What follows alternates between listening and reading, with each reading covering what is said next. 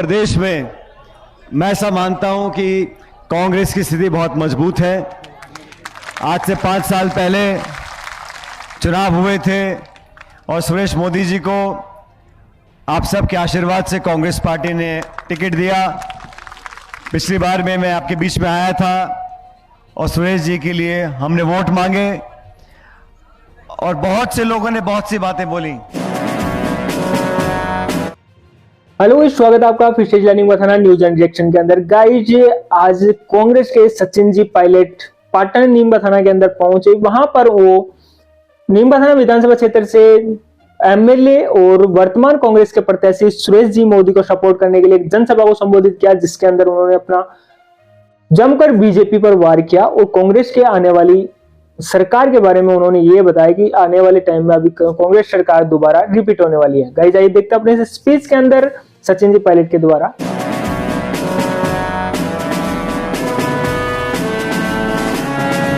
को कि सुरेश मोदी जी अपनी बात के पक्के हैं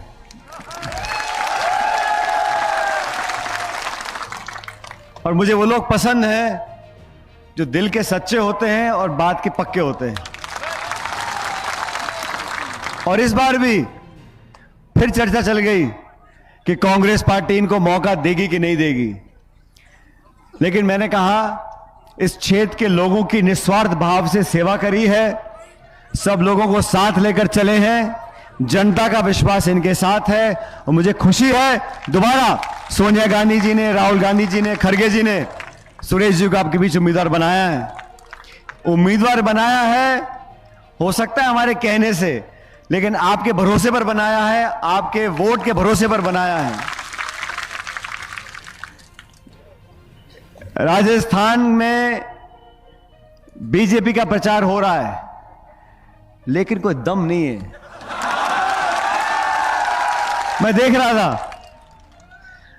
किसी का मुरझाया हुआ मुंह है, किसी का मुंडा लटका हुआ है, कोई इधर उधर देख रहा है, किसे पता ही नहीं कि भाषण तो मैं दे रहा हूं, 2 रुपए मैं खर्च कर रहा हूं, बाद में मेरी चलेगी नहीं चलेगी, किसके सर पे टोपी धर दी जाए पता है किसी को नहीं है।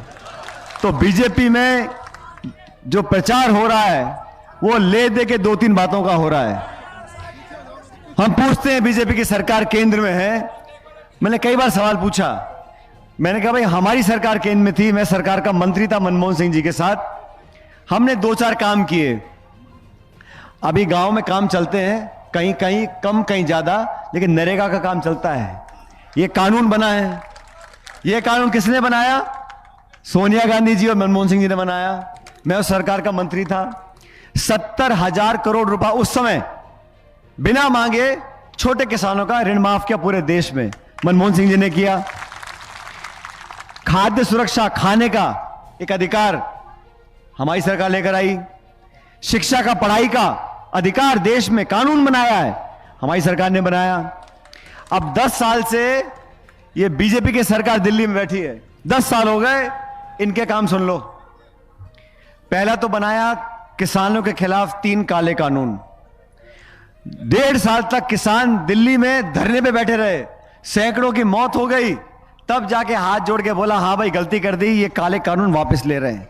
ये चाहते थे देश की सब मंडियों को बंद कर दो, देश का सारा अनाज का व्यापार चंद लोगों के हाथ में दे दो।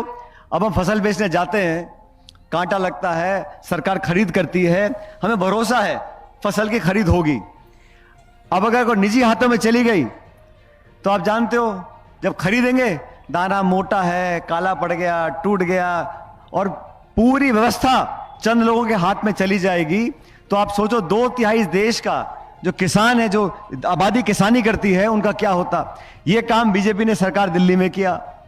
फिर नोटबंदी कर दी, फिर जीएसटी लागू कर दिया और आज सबसे दुखद बात यह साथियों, इस देश में जो खाई है अमीर और गरीब की, वो इतनी बड़ी हो गई है, चंद लोगों के हाथ में इतनी संपत्ति हो गई है। देश की तमाम हमारी जो इस देश की धरोहर है, इस देश की संपत्ति आपकी संपत्ति है, हवाई अड्डे, रेलवे लाइन, तेल के खजान, बिजली घर, बंदरगाह सारे औने पौने दाम में 2 चालू।